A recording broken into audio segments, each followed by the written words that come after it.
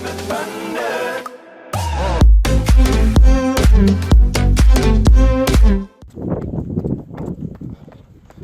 you guys.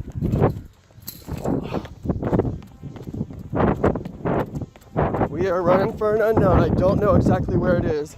What's up, you guys? It's Jonno! Today we are going to explore the biggest differences in Pokemon Go from 2016 to 2018. That's right, this is Pokemon Go then and now. So we're going to be going through some old footage from my YouTube channel. As you guys know, I played Pokemon Go since the very first day that it launched. My start date was the first day that you could possibly start the game. Yup, I'm pretty proud of that. I did hit level 40 and play for many months after level 40 before I even started spoofing because I just enjoyed the game. Now you guys, some of the differences that I noticed from the game may not be the same as the differences that you noticed. So please put in the comments if you think that these are really the biggest differences. To me, these are the most notable changes from 2016 to 2018. Now let's go ahead and get into it. What you're looking at here is me using the footsteps system to try to geolocate a Snorlax. As you can see, there's a Snorlax on my nearby, but I have no idea where it is. So I'm just running in all four different directions, north, south, east, and west, down the available streets to try and see if I can unlock this Snorlax and get it to spawn.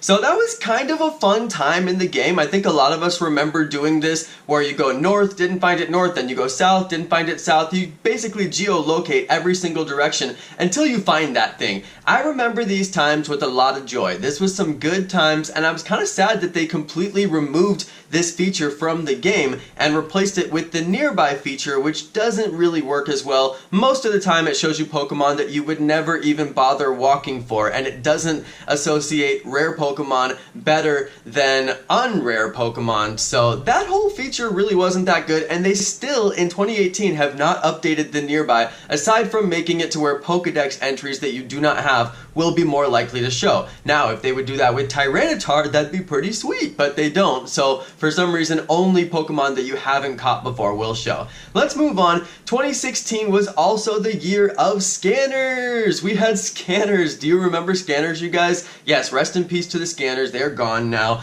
Niantic basically got rid of the scanners and replaced them with nothing! They made all the scanners shut down by cease and desisting them and threatening legal action against them, and by changing their API to where nobody could access it, and that made the scanners go away. A lot of us remember epic spawns like double Snorlax and all kinds of things that you would never find in the game unless you had some sort of a way to locate the Pokemon, and unfortunately, Pokemon Go never sold us any feature like that in 2018. There is no feature like scanners, and there is no way to locate rare Pokemon, but they did make the occurrence of rare Pokemon a little bit more common. Now, you guys may remember some of the very first events in Pokemon Go. This was a Charizard that I caught during an event. A friend actually texted me and told me, hey Jonno, there's a Charizard at this location, you should go there, and I went there and I found my first ever Charizard. That was probably one of my most epic freakouts ever. You can see the genuine hype in my eyes and my reaction on this video. Now if you guys want to see any of these videos that I'm showing you, most of them, if not all of them, are on my featured videos playlist. All the best content on my channel is on that playlist. It's called Featured Videos. I have a lot of playlists on my channels, but that one is a pretty good one. Alright, so moving on, basically the way that they replaced scanners was with a way to catch rare Pokemon like research, and they also did weather boosting in 2018, and they also added raids in 2017. So that was the way that they basically replaced those features that they took away. Now let's go ahead and move on to part 2, alright? The thrill is gone, baby. Now this is mostly covering 2017. A lot of us in 2017 hit level 40, got super bored with this game. You all can remember that time when there was very little communication coming from Pokemon Go about what to expect in the future of the game. We obviously did not receive trading in 2017, PvP not in 2017, friendship not in 2017. All the significant updates in Pokemon Go came in 2018. So what did people do during 2017? Well, they tried to get the thrill back, baby. They spoofed. A lot of us went to spoofing. There was no repercussion for spoofing. A lot of us in the organic world, as in we did not modify the game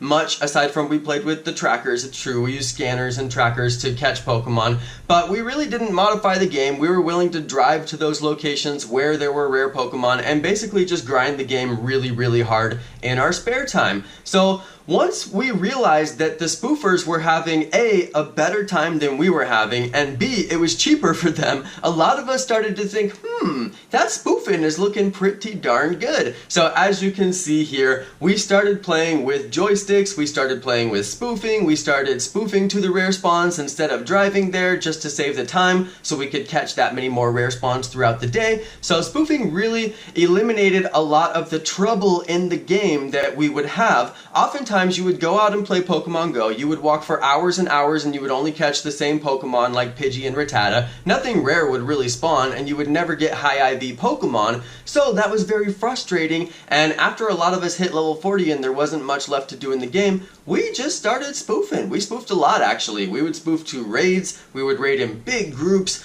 we would spoof to the research. A lot of people would grind research tasks and try to get a shiny, as you can see here. So there were many different reasons that people started to spoof, but the biggest reason was that you never got banned for it. Nobody got banned. I watched my friends spoofing for months and months and months with never getting banned. It just seemed so strange to me that they would not actually receive a ban. So I started spoofing in 2017, but in 2018 I had to stop spoofing because they started banning players. So that was a pretty big indication that spoofing was no longer going to be fun or viable, and we had to stop spoofing. But just for the record, what did we do in 2017? What was the big difference from 2016 to 2018? Well, in 2016, they didn't ban spoofers. In 2017, they didn't ban spoofers. The big difference in 2018, now they ban those spoofers. They finally committed themselves to fair gameplay over at Pokemon Go, and they banned the spoofers. Now let's look at the biggest difference in Pokemon Go from 2016 to 2018. These guys quit playing Pokemon Go, so we're gonna talk about that all day long. It just got too old. Exactly. Tell me why, you guys. No one played. Tell me why. I hacked it 5 times. This guy hacked it, so he quit. This guy wasn't fun, so he quit. I was too good at it. He was too good for the game, alright? He was too raw for the game, so he had to give it up, alright? He had to go find something that was a little more challenging than catching Pidgey over and over again. Alright, you guys, so as you can see throughout my adventures, I have met many kids. Kids who play the game, kids who don't play the game, kids who used to play the game and then quit playing the game. I met all kinds of different scenarios, and I always asked them, why did you quit playing Pokemon Go? And down the line, many of them told me the same thing. It was just too much of a grind, nothing ever happened in the game, and it simply wasn't fun. Now, look at these kids here that I met in the park. The number one thing that you'll notice about all those kids in my video there, none of them have a cell phone in their hand. Doesn't that seem interesting? A game that is primarily aimed at kids could not manage to get kids to enjoy the game. Now, I'm sure we all remember 2016, there were so many kids playing the game that they actually got their parents to play, they got their grandparents to play. Do you guys remember seeing entire families? 3 generations all playing the game at the same time. But then in 2017, there was a noticeable decline in the number of players who were kids. Now, I did see a lot of hardcore kid players who were still out at the raids, always with their parents or grandparents, but they were out there, and it was very impressive to see kids hitting level 40, or at least hitting very high levels. I didn't see too many kids hit level 40, but they would get pretty impressive high level 30s before it was easy to do that when raids were available. So I was really impressed with those kids, hats off. Now today in 2018, many of the kids have quit, and you would be hard-pressed to find a kid playing Pokemon Go at a raid. It's just the way that it is. I don't really know why exactly they quit. I can't speak for all the kids of the world, but I have to say that some of the reasons that I almost quit include that the game was just too grindy, and they were never able to reproduce the hype of 2016 throughout the course of the game. And if you don't have that hype, it's really hard to get out there and grind a game that's as grindy as this game is. If you go and walk 10 kilometers to hatch an egg, and then the egg puts out a really common Pokemon that you could have caught pretty easily, it just is really not taking into account how far 10 kilometers is. Like, for a kid to get out and walk 10 kilometers is really, really crazy, and to not reward them for that effort with a really good rare Pokemon that's actually worth keeping is just going to make people who are adults quit. It's going to make people who are kids quit. So I would say that those are arguably the three biggest differences in Pokemon Go. No scanners, although they did add in ways to get rare Pokemon in 2018, so I would say that the first issue is pretty much fixed. The scanners are gone, but you can still get rare and high IV Pokemon from research and weather boosting and raids. Also, the thrill is kind of gone, but if you love Pokemon, you can get through that. I really wish they would have been able to kept the thrill throughout 2017 and 2016 to make the game into what it could have been, but not the end of the world. For those of us who love Pokemon, we're just going to keep on playing. So that's the way it's always been, and it will probably continue to be that way. Now, as far as getting the kids to come back and play this game, I don't think that's going to be possible. I think the kids have moved on, and when Harry Potter Go comes out, there's a really good opportunity for Harry Potter Go to capture all those kids and get them to play their game. But unfortunately, I feel like Pokemon Go has missed that opportunity, and it is not coming back. So enjoy your adult players, Pokemon Go, like me! Anyway, you guys, that is going to be the end for this episode. Let me know what you think down in the comments! Thanks everybody for watching, thanks to my amazing subscribers, and peace!